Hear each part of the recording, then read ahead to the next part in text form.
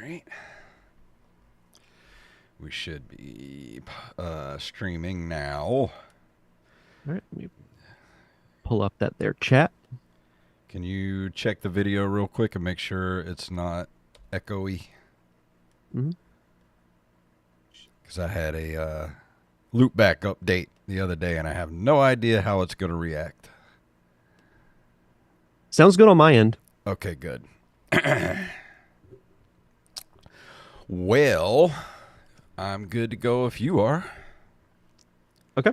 Let's do it. Here we go. In 3, 2, 1. Whoa, what happened? 3, 2, 1. What? Why is it doing that? What is wrong with my soundboard? Stop doing that. All right, here we go.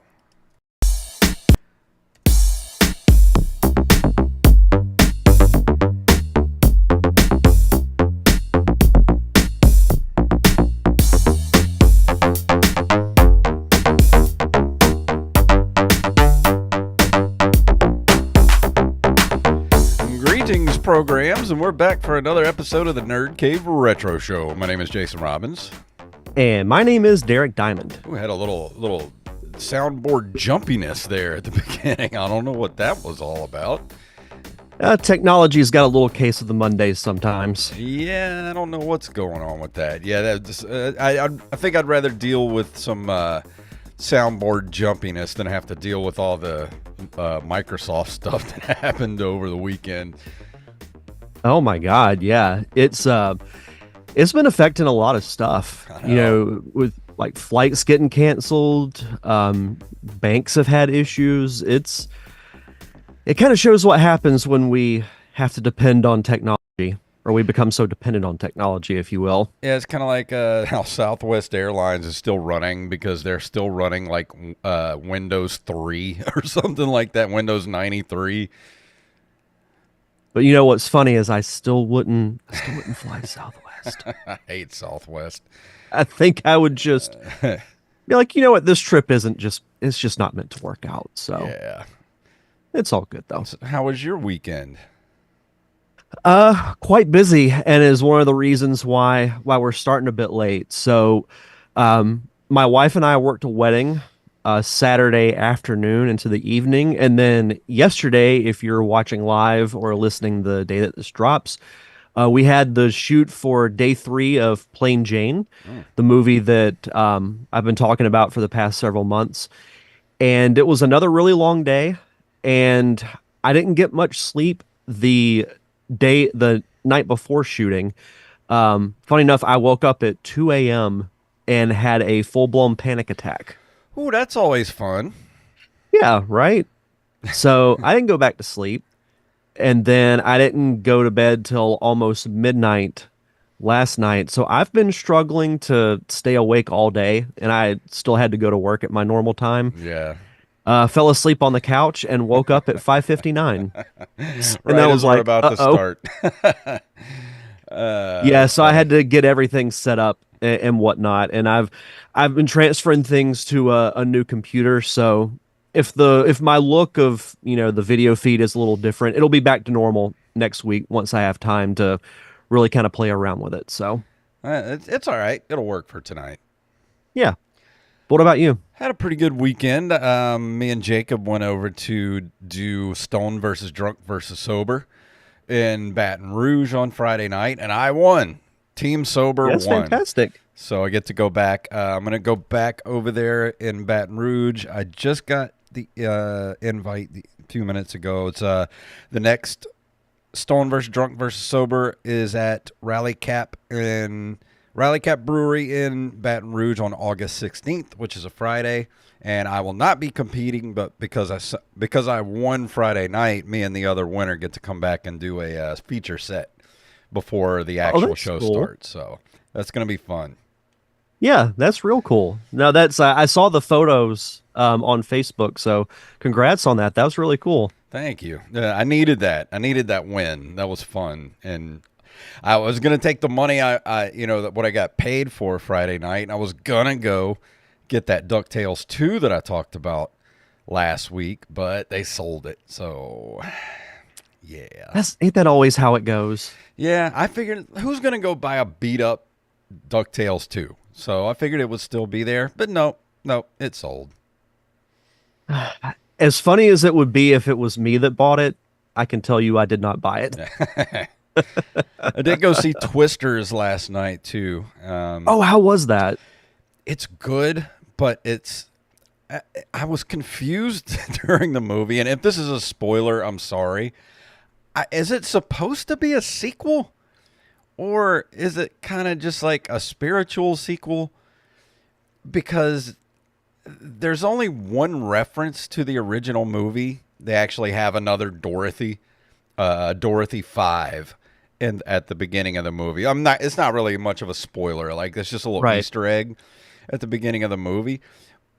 But the movie's basically just like we start out exactly like the other movie. It's like, oh, we don't know anything about tornadoes, so we need to get this stuff into the tornado. And we're also going to try to kill the tornado with sand, some kind of silicone sand. I'm like, all right. So it's sort of like a movie where Warner Brothers was like, hey, you know what? We've got this, we made this movie back in the 90s called Twister. Let's get old Bill over here to write a sequel for it over the weekend. And Bill's like, well, I've never seen the original. And they're like, nah, it's all right. Just go. It's about tornado chasers. Just go write it. I've got like 10 different thoughts going through my head with all the info that you just said. So I guess all the work that Bill Paxton and Helen Hunt did in the first movie was all for nothing since they It was didn't know almost anything that about. way. Yeah. Because wasn't that the whole point of the first movie was they were trying to learn more about tornadoes because Helen Hunt's character was traumatized because a tornado killed her dad? Yeah, exactly. So like what happened to all that data they got at the end of the first movie? So they could, have a better early warning system and learn more about tornadoes. And then this movie's just kind of like, we don't know anything about tornadoes. I'm like, well, what happened with the first movie? Maybe all the data got lost in the Microsoft situation. Maybe. I mean, it was a good movie. It just, I don't know. It lacked something. It lacked something in my eyes. I know it's doing really well at the box office, which is nice. So I mean, people are going to see it. I'm very curious about it though, because the original Twister it's one of those '90s classic, like cult classic movies. Mm-hmm. It's not one that you immediately talk about, but as soon as you mention Twister, you're like, oh yeah, I remember that movie, and everybody remembers, Bill Paxton and Helen Hunt. They remember the flying cow that comes Mm-hmm. across the screen. That movie was pretty popular back in the day. Yeah, I mean, it's one of my top 10 favorite 90s movies, and it just doesn't have any of those moments in it. Like we got cows, but, there's no real moment like that in the movie. That's unfortunate. And what's his But name? The guy that was in Top Gun Maverick and a lot of Glenn horror. Powell. Glenn Powell. Yeah, I know him as Brad Radwell from Scream Queens. He's really good in it. I mean, he's got that, like he can be like kind of a butthead, but also likable at the same time. So he's got that going in the movie, but he doesn't have that Bill Paxton like charisma. He didn't sell out for corporate sponsors, though, did he? Well, no, this movie's sort of like from the perspective of the corporate sponsors. It's almost like flipped. Ah, And okay. his team is like, all the cool people that you actually want to follow. So halfway through the movie, you do follow them. Like I don't know, it's worth seeing, but I think you're going to watch it and be like, it's still not as good as the first one. Yeah, I do still want to check it out. But speaking of movies, we do finally have Deadpool and Wolverine I coming know. out this week. I know. I can't wait. I've got our tickets for Thursday night. It's going to be like Christmas morning. It's just nice that a Marvel movie has some really good hype around it again. Yeah. 'Cause we haven't had that in a long time. I don't know if I'm going to get to see it this weekend. It might be next week before I get to see it. My whole weekend coming up is jammed up, so I don't know when I'm going to be able to go see it. Yeah. Mushmouth in the chat said totally a feel you on tornado punched my mom in the mouth at MagFest 2016. So, Oh Lord. but it was good. I say go watch it. It's worth a watch, but it's not it's not great. It's a good summer popcorn movie. So temper your expectations. Yeah. Is what you're saying. Okay. Yeah. But if that's about it, we can move into the news. What do you say? Sure. Here we go.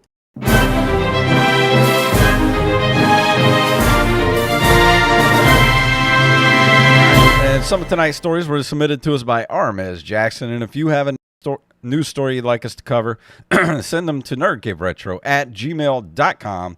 The first story is from NintendoLife.com. Taito Milestones, Taito or Tato, however you pronounce it. Milestones 3 for Switch locks in Japanese release. And here are the 10 titles included. Following an announcement in May about Taito Milestones 3 coming in the West in winter 2024, Taito has now shared an update about the collection's Japanese release. It'll be arriving later this year on the 28th of November. And here are the 10 titles. It includes a first ever port of Dead Connection, Bubble Bobble, Kadash, Champion Wrestler, Dead Connection, Rainbow Islands, The Story of Bubble Bobble 2, Rastan Saga 2, Runark, Thunder Fox, and Warrior Blade Rastan Saga Episode 3. So those are your 10 titles coming on Taito Milestones 3. It's not a terrible little collection. I mean, everybody knows Bubble Bobble. That's like an arcade classic. I've told the story about how whenever I would go to the dentist as a kid, there was an arcade cabinet in one of the waiting rooms, and it had Bubble Bobble and Burger Time. So it was a pretty interesting combination. So I remember playing Bubble Bobble a lot. Yeah. The others I only vaguely know of. So I'm curious to read more about them. But, I think on paper it's a pretty decent little collection. Yeah, Taito always tended to make some pretty good games, so I think any of these collections are worth picking up. Yeah, I think so too. Feels like every other week we're talking about like a compilation or a collection. Yeah, and that's coming out. It's a good thing. It's pretty wild. Our next story is from GameSpace.com. Game Mill announces the Karate Kid Street Rumble packed with retro gaming goodness. Game Mill Entertainment and Odaclick Game Studio have announced the Karate Kid Street Rumble. The game is set for release on PS4, 5, Xbox One, Xbox Series X/X, Switch, and PC via Steam on September 20th. Players will find delightful 16-bit graphics and some of their favorite series characters, including Mr. Miyagi, Kumiko, Daniel LaRusso, and Ali Mills. Other characters include Johnny Lawrence, John Kreese, Terry Silver, and others. With 12 stages of gameplay action, players will find a lot to keep them occupied while waiting for the new season of the Netflix series to debut. We've never really seen a Karate Kid beat 'em up, which is kind of crazy. No, and it looks really good. It does. It's got that 16-bit Super Nintendo look to it. And let's just admit it, the Karate Kid games that we got for the Nintendo with the LJN warning label, those were not good. Not good at all. Stay away. Stay far, far away. Yeah, so this is actually really cool. Have you watched the newest, I guess the newest portion of the newest season of Cobra Kai? No, I haven't started it yet. Well, I won't spoil it. It's off to a good start. It has some intriguing stuff, but I think it's time for that story to wrap up. Yeah, because I was looking at it. It only had 5 episodes up, and I was like, "Whoa, is this a shorter season or is this a half season? What's going on?" So it's 15 episodes long, and they're releasing it in 3 parts. Oh, okay. Part 1 is out now. Part 2 comes out, I think, in November, and then the third part will come out in 2025.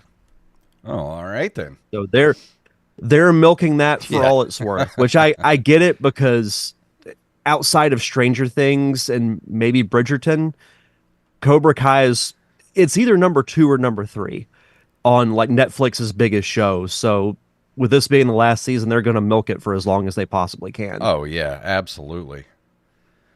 But I definitely want to play this because I love that universe. I think if you're a fan of the Karate Kid and you haven't watched Cobra Kai, definitely do it because it adds so much.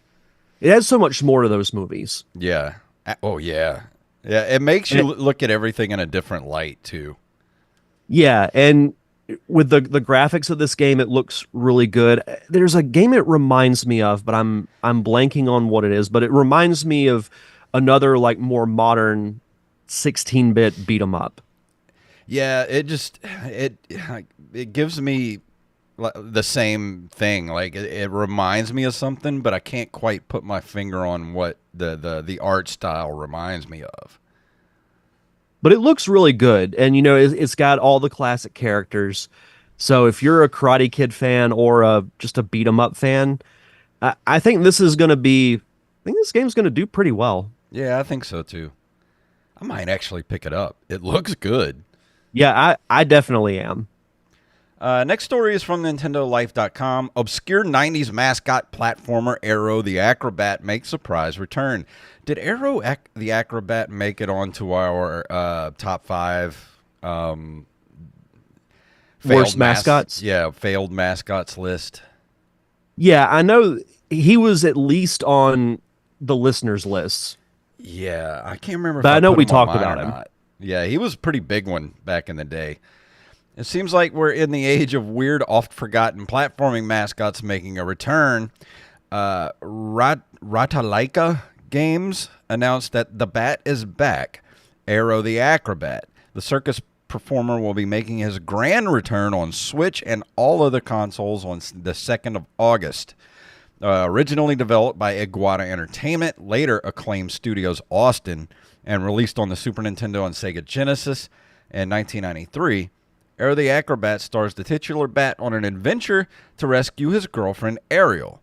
Edgar Ector is trying to ruin the circus and all amusements as we know it, and our acrobatic bat has to put a stop to his misdeeds. This game also came to GBA in 2002. I never played this game, but I do remember this. This game was advertised all over the place back in the when it first came out. Yeah, and it's all kind of coming back to me now. Yeah, I remember us talking about him when we did our failed mascot list. But yeah, I forgot that there was a Game Boy Advance Arrow the Acrobat game. So are they just going to try to give Interesting. all these failed mascots a second chance at life or something? I like to think they listened to that episode and were like, "Hey, you know what? Let's bring Arrow back. Why not?" I mean, No, I have no idea. I'm all for these games coming back and being and having all these old games available, 100%. But at the same time, they're like doing a big release for this thing, and it's like, who was asking for Arrow the Acrobat to try to make another comeback? 30 years later. Yeah, I know Mushmouth said in the chat, Arrow the Acrobat comeback was not on my bingo card. It was. I don't think it was on anybody's bingo card. So what's our since we're almost prophetic on this show sometimes, who's the next failed mascot to try and make a comeback? I'm gonna say Earthworm Jim. All right. Are we going to get another Yo Noid game? A remaster from Capcom for Yo Noid? I hope not. I'd play it because, oh, man, that game was terrible. Or if they bring back Yo Noid, they might as well just bring back Pepsi Man too. Oh, they should just combine them. Yo Noid and Pepsi Man versus who could they go up against? Who's a failed villain from back in the 90s? Oh Lord. I don't know. They might as well just call that the the Nerd Cave Retro Dream Team. Oh, it could be Yonoid and Pepsi Man versus Spot, 7-Up Spot. Oh yeah, Oh yeah, Rampage 7-Up and Spot breaks Mushmouth. bad. Rampage and Mushmouth both in the chat room said "cool spot." Right as I said it, was like we're all on the same page. So here it comes. I guarantee you, within the next month, we're going to see a cool spot resurgence. So any of you developers that might stumble upon this show, make that game happen. So if we can make this stuff happen, I love that we're millionaires now. Being a millionaire is awesome. I know. I can't wait for that first check to come in the mail. Yeah, no kidding. Just going to sit by my mailbox until I get it. Let's see. Our final story comes to us from Kotaku.com. I love this, by the way. Sega sues online troll who harassed its staff and wins. There's a lot of harassment going on in gaming. If there's one thing Kotaku would like to see, it would be big-name publishers speaking up about it and taking a stand against it instead of capitulating it or endorsing it through silence. Meanwhile, there's Sega's approach, where the company recently went nuclear on someone for being abusive to a member of its staff. Posting to its corporate site on July 17th, Sega released a statement outlining a recent case in Japan where it sued an individual who had, the publisher says, made excessive, slanderous, and insulting comments on social media against one of our employees for a long time. Then, sounding like a very disappointed father, via a Google translation, the company continues. As there has been no improvement, we have been forced to take legal action. Everyone's dads took legal action against them as a kid, yes. Highlighting the differences between what is tolerated in the U.S. and Japan, courts agree that the offender's personal information should be disclosed to Sega, which then got in direct contact with the internet troll and, through negotiating, arrived at a settlement. The individual, unidentified by Sega, will pay unspecified damages to the employee, as well as delete the slanderous and insulting comments and refrain from such actions in the future. So let this be a lesson to everyone. Yeah. Trolling does not pay off. So stop doing it. Yeah, you hear that, Wally? I'm going to sue you into oblivion the next time you try to correct me here on Twitter. Oh, I'm just picturing like a Judge Judy style showdown between you two. Make Jacob the judge. Yeah. I mean, this will probably never happen in America because of, freedom of speech, but I don't know. I think if you're a harasser, online troll, and you're harassing people and just causing them, I think you should be able to be sued for it. Maybe that'll stop some of this online harassment. Just make it okay to sue people for harassing you. I was about to say, I bet you a lot of it would stop. I'm sure it would. If that were the case. We're going to need more lawyers, but, it's not like we don't have enough as it is. Right. Hey, I mean, they won't complain. That's more money in their pocket. For real. Maybe that's the key to stopping online harassment, is to just start suing people. Oh, do you remember, I think it was in the first episode of Star Trek The Next Generation, when Q put the Enterprise crew on trial for humanity's crimes? I picture it being that kind of setting. I'd be all for that. Oh, that first season is not good. If you ever go back and watch the Next Generation, just start with like season 3. Just start there. Yeah, 3 and 4 is when that show really hits its stride. Yeah, man, that first season, whew, those outfits were something else, man. Back then, we were like, oh, it's so futuristic. And now we go back and look at it, and it's like, ugh, carpet on the walls. You watch it in HD especially, and you see those sets. Oh, yeah. Yeah, you're like, yeah, that's not on a distant planet. That's something that somebody built out in a garage in Los Angeles. Oh, man, why did they put carpet on everything? I bet that spaceship just smelled musty. Imagine the amount of cleaner they'd have to go through. Can you imagine what Riker's room smelled like? It probably smelled like like Brute and just musky man scent. Yeah, that's what it is. It smells like a man. Before we move any further on that, let's go Yeah, move yeah, into. we could go down a pretty dark rabbit hole with that. You go in his room, you got to sit on the chair weird. You got to sling your leg over all the chairs. So, yeah. I'd probably just not sit down if I Yeah, was. just don't touch anything in there. But it's Yeah, time for this month in video game history. Let's get away from that.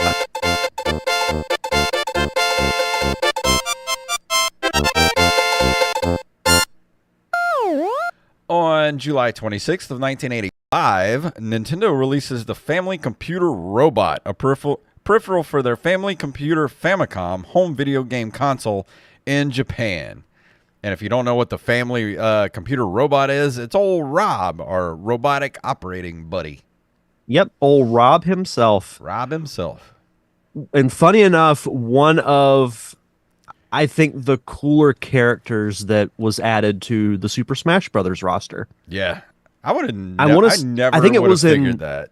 Like, that's yeah, so I think weird. it was in Smash Brothers Brawl when he made his debut, and I'm like, wait a minute, the old robot that you could hook up to the Nintendo, and but sure, like Rob's kind of a cool character. So I Yeah. think he fits in that game. He looks cool, but he didn't really do much. He's just more of a, I don't know, cool looking paperweight. It's one of those cool display items, Oh, yeah, absolutely. is how I look at it. July 1st of 1987, Nintendo releases Kid Icarus in North America. You know what I was thinking? Have we reviewed Kid Icarus? I think we have. I want to say we did back in the earlier days of the show. Yeah, because it's been I'm pretty sure you have.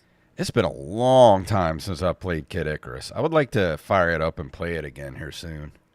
I can actually check the archives real quick. Yeah, do that real quick. I For think that. we have, though. I think you're right. I think it was one of the very first episodes. Let's see. Kid Icarus.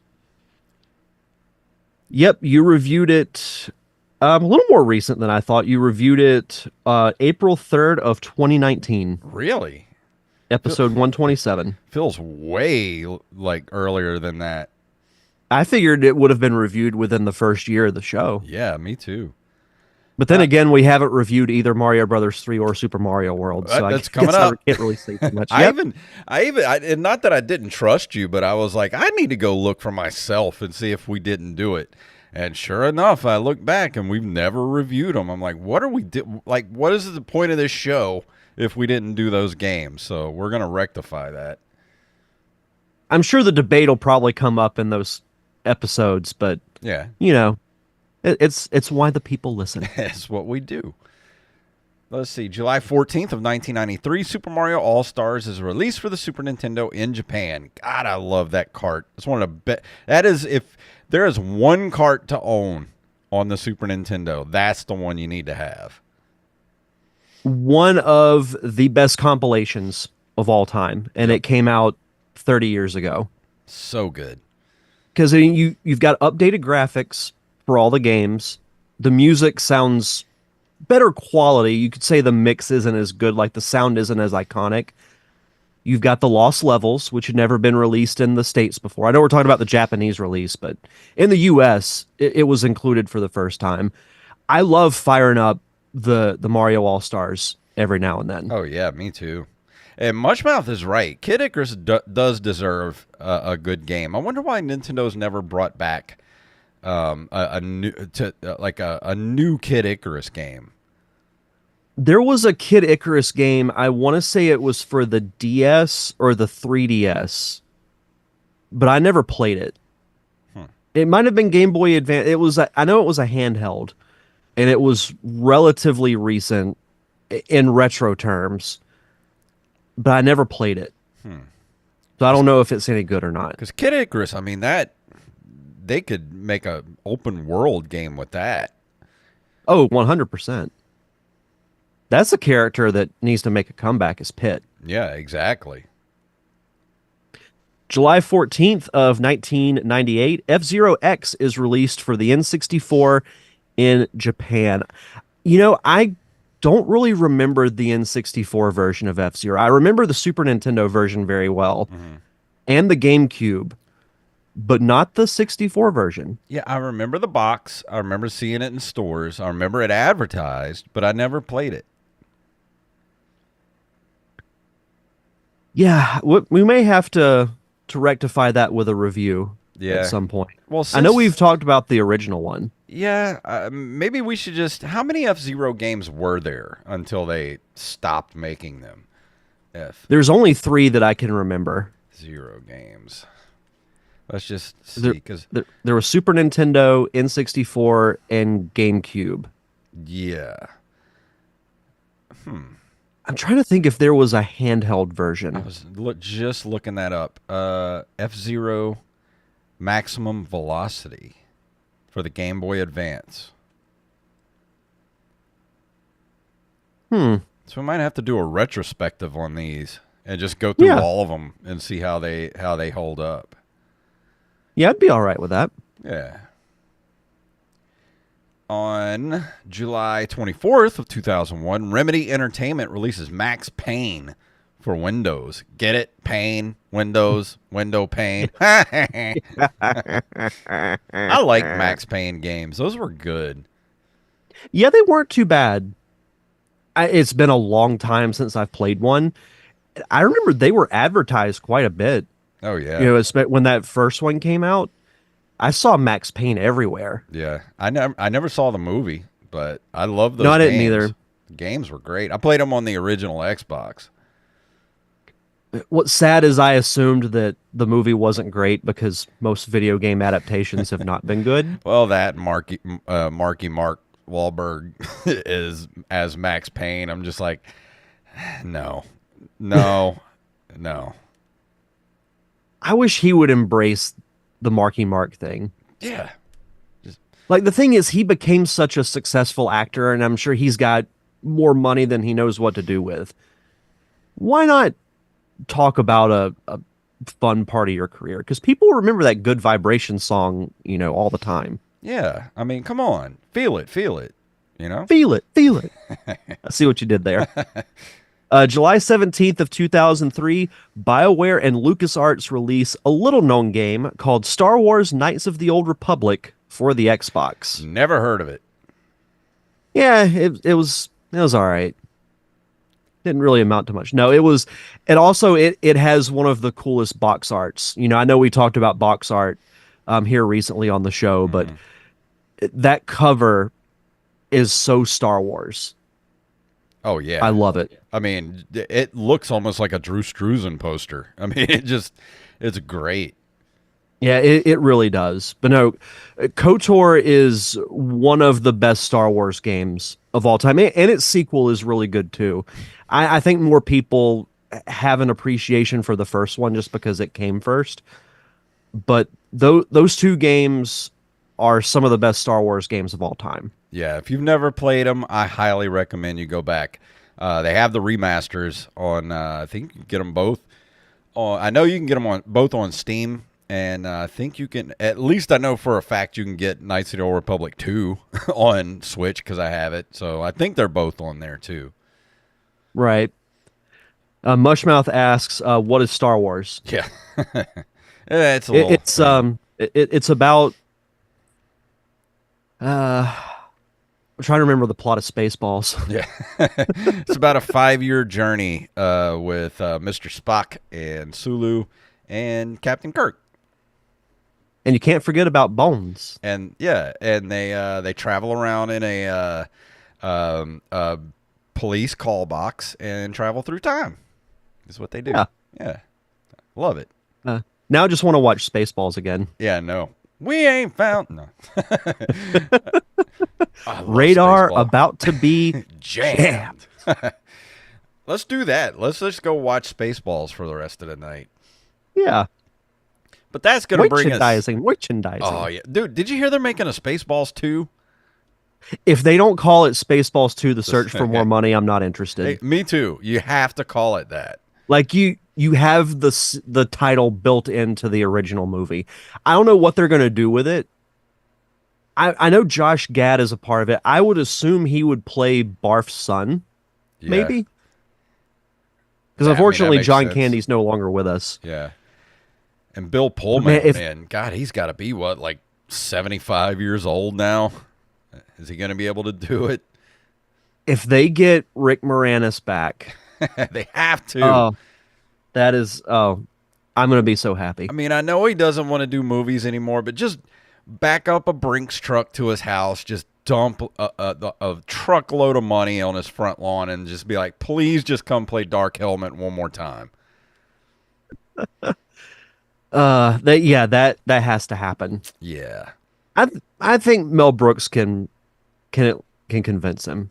I think so And how too. he's like in his what late 90s Yeah, now? he's like 99 years old. Like, you Yeah, need and to he's get still this making done. movies. Need to get this done fast. Like, it's not, Yeah, yeah, don't screw around, Rick Moranis. Just get in there and let's get this thing done. yeah, exactly. But before we go into our review for tonight, Derek, do you want to do our Patreon shout outs? Sure. As always, we like to shout out our awesome patrons over at patreon.com/nerdcaveretro. We want to shout out Brian Piotrowski, Nick W., Eld the Zombie, Yup Fed, aka Knife, James, aka at Jimbo Jr. over on our Discord, Raven, Danny House, Justin Nispel, John West, Daniel Salmon, Mr. B. Res Coffee himself, Mike Eveland, Tyler Watson, Axblade07, Armez Jackson, Carlos Longoria, aka I am Scooter Scooter McGee, McGee. Staff Sergeant Sketch, Gus and Penny, Matthew Salmon, Mr. Joey Image himself, and of course, Mama Diamond. Donna Diamond. Thank you all so much for your continued contributions and keeping the lights on for us here at the Nerd Cave Retro Podcast. For as little as $1 a month, and I've run out of analogies, so I'm just going to start reaching back into the archives. I found $1 and change this morning, so with that, I could get my own RSS feed with 0 ads. If you want to hear the two of us just you get your fun banter about your twisters and your space balls along with your retro gaming discussion. If you want to listen to that completely uninterrupted, all you have to do is donate $1 to our Patreon, and you get early access to our bonus episode, which I know coming up soon. We're going to be recording the, I like to think, long-awaited sequel to our Thunder in Paradise commentary. Yeah, I cannot wait to finish that up. It's been a long I've- month waiting for that. So I was tempted to finish it and watch another episode or two, but I'm like, you know what? I have to go on this journey with 3 friends of mine. Yeah, So you don't want to wander I've- into that I've- forest by yourself. You want to take friends with you. Yeah, you'd probably never see me again if I wandered into that by myself. But yeah, we, in addition to Thunder in Paradise, we've also done countless other commentary tracks for animated shows like Gargoyles, Real Ghostbusters, Tailspin, full-length movies like Transformers the movie, Clue, Christmas Vacation, Batman 89. The list is near endless on what we've done, and we're certainly not done yet. So if you want to be a part of our awesome Patreon community, just head over to patreon.com/nerdcaveretro. And for new patrons, be sure to give us your social media info, whether it's Facebook, Twitter, or Instagram, so we can give you a proper shout out. And tonight we're going to be talking about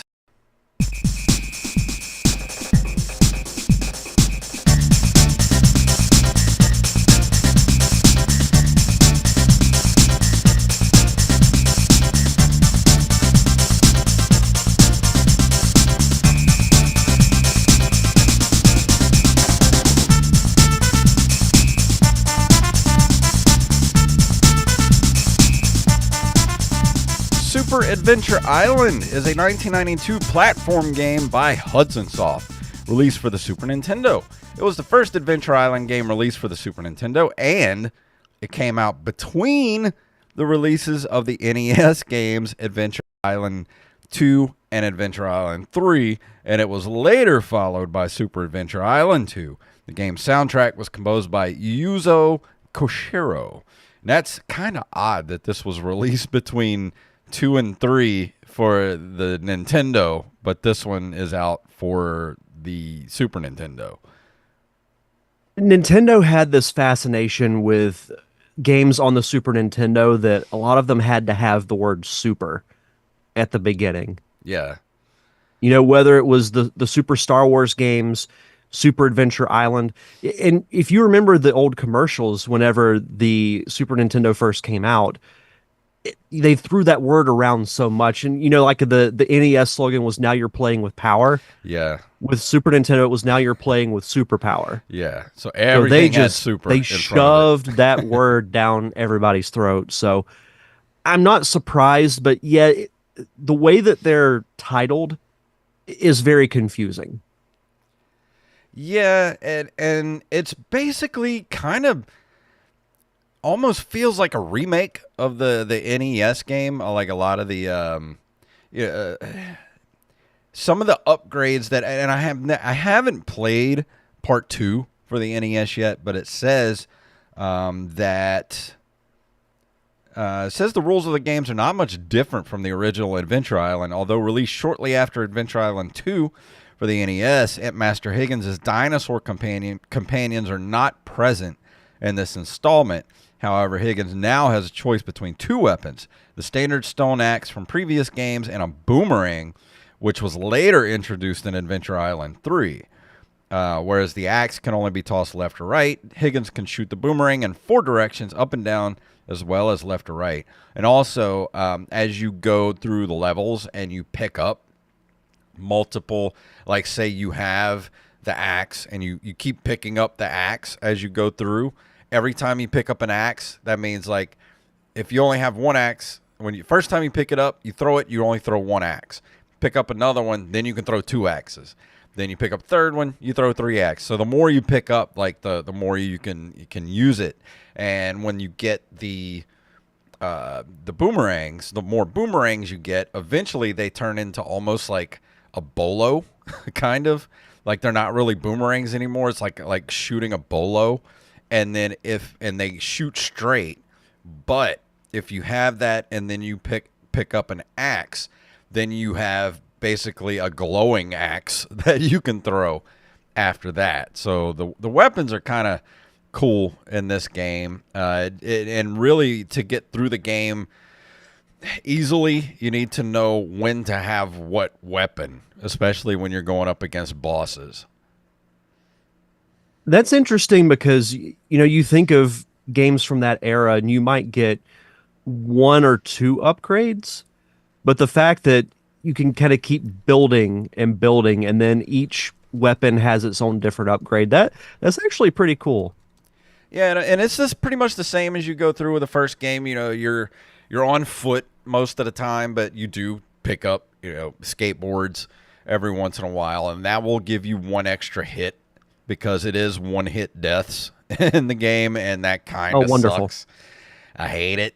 So these games they're tough, but it's all about memorization. It's not that they're that terribly hard. It's all about memorization. Every time you go through the levels, the enemies are always going to be in the same spot. There's always going to be, you know, projectiles in the same spots as you're going through. So it's all about just timing. That's what this game is just timing. That's the thing with those 1-hit death games is that it's really about having the timing down. Yeah. Because you have no margin for error. Yeah. You know, on one hand, it can be fun, but the 1-hit death games have always been a little too, like, that rule or that method has always been a little extreme to me. Yeah, and it's not that it's impossible. It's just Right. I feel like I had more time as a kid to dedicate to these type of games where you're just memorizing, you know, these entire levels. Now, you know, 47 years old, I'm like, I made it to like level 3. There's only 5 levels to the game. There's like 5 levels, and let me look and see if it says. I think there's like 3 sub levels to each level. So you get like 15 levels per game, and it does change it up some. You know, there's the platforming levels that you go through, and then I think it's level 2. At the end of level 2, you get eaten by a whale, and then it become you're swimming, and it basically becomes like a side scrolling shooter at that point before you get to the boss of that level. So it's got some different stuff in it. It's just I don't have the time as an adult to dedicate to memorizing, all these levels like I did when I was a kid. Because, like I wrote in my notes here, I do remember um, renting this several times from Blockbuster or Nighttime Video, wherever it was that I rented this from, because it's not the type of game I feel like I would have purchased because it is relatively easy. Not easy, but it doesn't have that replayability value or like a Super Mario World or Super Metroid or Legend of the Mystical Ninja, where there's so much more to those games. And plus, you got something like Super Mario World where you need like a save file because that game's so big. Like you're not going to finish that game in one sitting. This game, you could potentially beat it in one sitting because it is what it is. It's just you're side scrolling to memorize everything and then you finish the game. Not much there to keep you wanting to keep playing it. It's funny you mentioned the rental part of it because in watching, I've never played this game, but I did watch some gameplay on YouTube. And as I was watching it, I was thinking this seems like one of those games that you'd go to a Blockbuster or a movie gallery on a Friday, and that'd be like, okay, well, this is what I'm going to play this weekend. Like, it's not one that you would buy. Like the Mario games are a buy because, as you mentioned, they're so much bigger, and you're going to need time to go through all of the different worlds and levels and all of that. But that's not to say that that's a knock against this game because there are plenty of games that I really enjoy that are relatively short that you can beat in a couple of hours or whatever the case may be. But it's also that sort of where we talked about failed mascots, and I don't think Master Higgins is a failed mascot at all. I mean, he's one of those characters. Like when I think of the Nintendo, Adventure Island's one of those games I think of because it was so prevalent back then. But Master Higgins just kind of never took that next step to be sort of like the way Mega Man was for Capcom or, Super Mario was. He just didn't. There's just something about these games that are just way too straightforward to give it that extra bump that I feel like Mega Man got. Like Mega Man has such replayability to it because there's so many different ways to play that game, with getting all the different, defeating the bosses and getting all their weapons and the next, it's like a game of rock, paper, scissors. Even with Super Mario Brothers 3 and Super Mario World, like those games just, there's something about the Mario games and stuff like that. And even like Kirby games, there's that special sauce about them. But even though the Adventure Island games they're solid platformers. They're great, solid platformers, but they just don't have that extra oomph about them. That je ne sais quoi. It doesn't have that little extra something. Yeah, and I agree with you, and that's not to say that Adventure Island or other games like it are bad, because not everything can be a Mario or a Kirby or a Mega Man or a Zelda. Not every game is going to have that, iconic, memorable thing that's going to keep it going from generation to generation. Because I do remember Super Adventure Island. I remember the box art specifically because I can remember seeing it in the store, whenever the game came out. And it was one of those that, I remember reading about it and it seemed like a fun game. But yeah, I wouldn't put Master Higgins as a failed mascot either because I don't think that they really intended for him to be a mascot kind of character. Yeah. He's a good character and people will recognize him. If you bring up the name, you might, if you are talking with a fellow gamer and you bring up Master Higgins, chances are they'll probably know who he is. Yeah. I Is he mean, going to be on that level of a Mario? No, but I mean, who else really is? yeah, he's kind of like Bub and Bob from Bubble Bobble. You know, like Yes, they're that's not, a good comparison. yeah, they're not super well known mascots, but they are recognizable. Like you see those Right. little dinosaurs and you're like, oh, those are the Bubble Bobble guys. Like that's how Master Higgins is. Like, you know, when you see that box art for Adventure Island, like, oh yeah, Adventure Island, that game was great. You might not even remember his name as Master Higgins. You know, like you just might remember that he's just a little dude in a grass skirt running around with a hat on. Like that's, Hmm. but I don't know. And don't say this to say that the game's bad or anything. These games are not bad at all.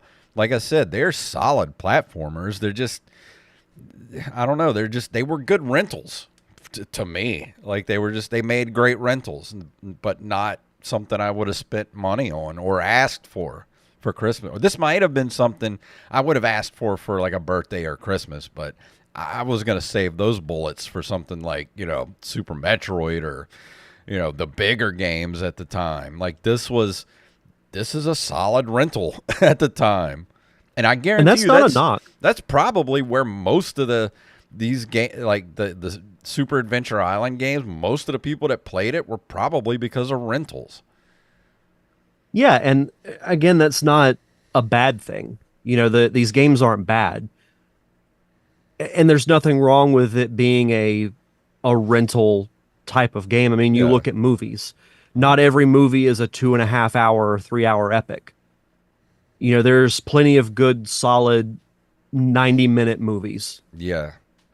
Yeah, it's kind of like those movies where, you would never buy it, but there are movies that you liked back in the day that you'd rent, 2 or 3 times and be like, I like this movie, but then just never buy it or record it off of HBO or anything. Yeah, You're just sort of like, I like this movie. I want to rent it again. It's that type of game. yeah, yeah. No, I agree with you. But as far as some of my notes about the game here, I just wrote, Master Higgins is back for more classic platforming.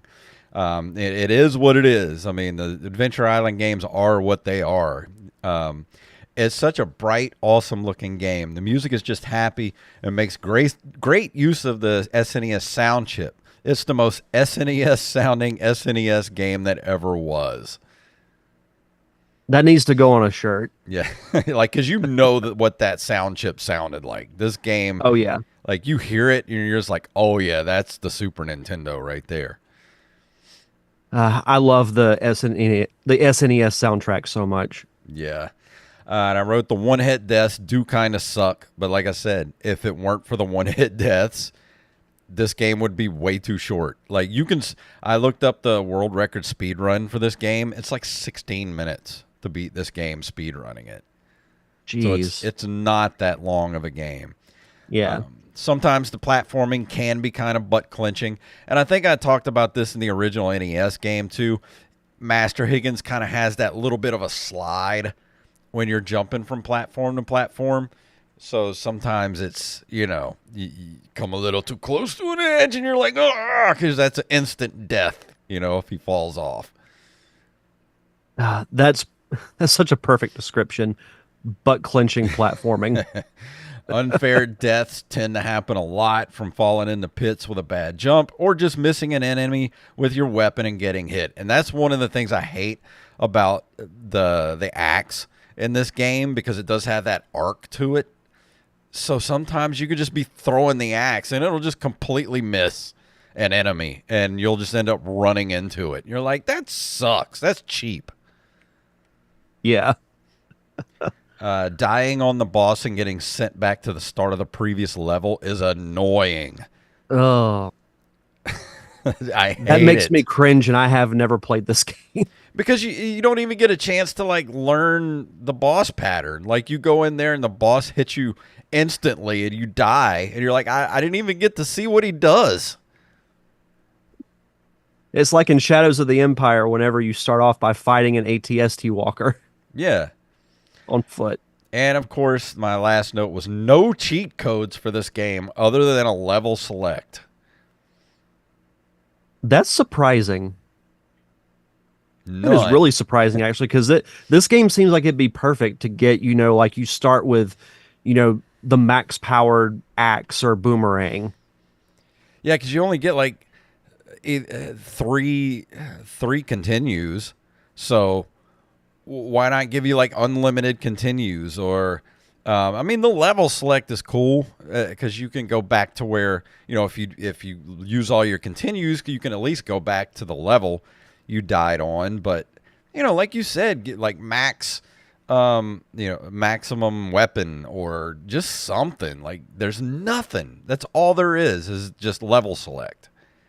Or if they wanted to get really crazy, instead of one hit deaths, do a cheat code where you can take one hit Yeah, or at and least then you die. one or two. That would be Yeah, nice. two hit death. But that's, I mean, there's if you've played Adventure Island for the NES or any of the Adventure Islands, I think they're all pretty much the same kind of platforming. And if you're an Adventure Island fan, or if you're a platforming fan, that's what you're there for. So I recommend it. It's a great game. It's just I don't, as a 47-year-old, I don't have the attention span that I did when I was 10, with no priorities to just spend my whole weekend playing Super Adventure Island. But, it's a good game. It's worth playing. What would you give it as far as a number score goes? I would give it 7.5. Not quite an 8, but it's a little better than a 7. Good solid C. Yeah, and from what I've watched of it, that's kind of how I would judge it too. I love the look of it. I think it sounds great, but yeah, it's kind of like we've been saying. It seems like one of those perfect rental games. Like Yeah. it'd be a game you would enjoy, but it wouldn't have like the lasting impact of a more recognizable or well-known game. No, it's not going to be up there with Super Mario World or Legend of Zelda, anything like that. But it is in that good mid tier of Super Nintendo games. Like, it's not bad at all, but it's not great either. It's solid. It's just kind of right there in the middle. I think that's fair. But that's going to bring us to the end of this episode. And of course, over the next 2 weeks, coming up next week, we're going to be reviewing Super Mario Brothers 3. And then the week after that is going to be Super Mario World. So if you have anything you want to say about those games, please send us emails and we'll read them along with our reviews of those games. I can't wait to go back and play them. Yeah, me too. I haven't played either one in a while, so that's going to be a lot of fun. But that's going to bring us to the end of the episode. And Derek, what is going on with the podcast? So, Real Wisdom will finally launch next Thursday. I can't Awesome. believe it's already about to be the end of July, but August 1st is when Real Wisdom, that's REEL Wisdom, will launch. I'm going to put out more info on social media probably later this week or maybe early next as far as who the first guest is going to be.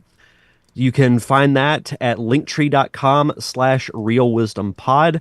You can subscribe to my YouTube channel, follow me on social media, and subscribe to the podcast as well. And you can listen back to all 400 episodes of the Derek Diamond Experience as well.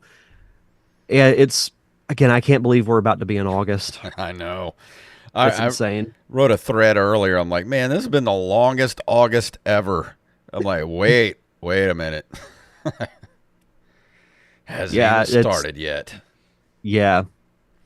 Yeah, but what about the open micers? Openmikers.com, at openmikers on Twitter and Instagram. Last week we talked with really funny comedian Liz Mealy. She just had a special drop on YouTube called Murder Sheets about a couple months ago. So go check out that episode and then go check out her special on YouTube. It's going to be at openmikers, Twitter, Threads, Instagram, all that good stuff, openmikers.com. So go check it out, please.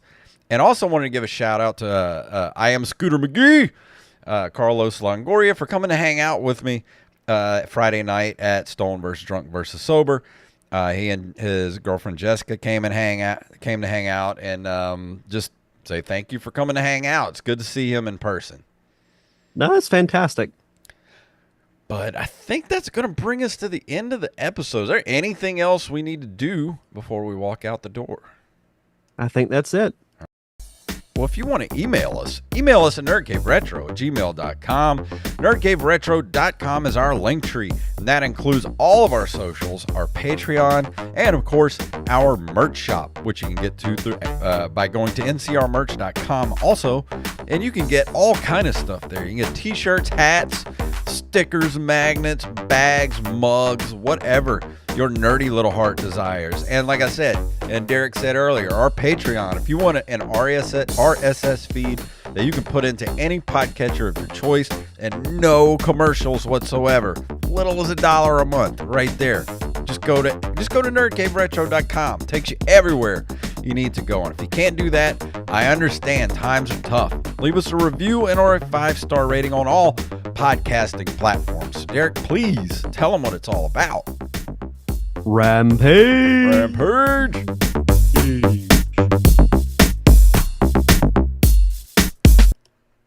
Wise man say forgiveness is divine, but never pay full price for late pizza. And that's an episode. Sweet. Well, I could hear the music a lot clearer this time. That's weird, and I wonder why that there's like that hiccup with the soundboard now. Like when I play something, like let me just real quick. Yeah, it like hiccups and then cuts out my mic. See, right there, it cut out my mic for a second. Weird. I don't know why it's been doing that ever since that last update, and I can't figure out what to do to stop it. That's real weird. I might have to just go and I don't know. I'll look at it this weekend and see what it is. Even if I got to go get a whole new soundboard, like I don't know. Well, hopefully it won't come to that. But anyway, thank you guys for hanging out with us in the chat room. I love seeing all you guys in there. We'll be back next week to talk about Super Mario Bros. 3. So we will see you all next week.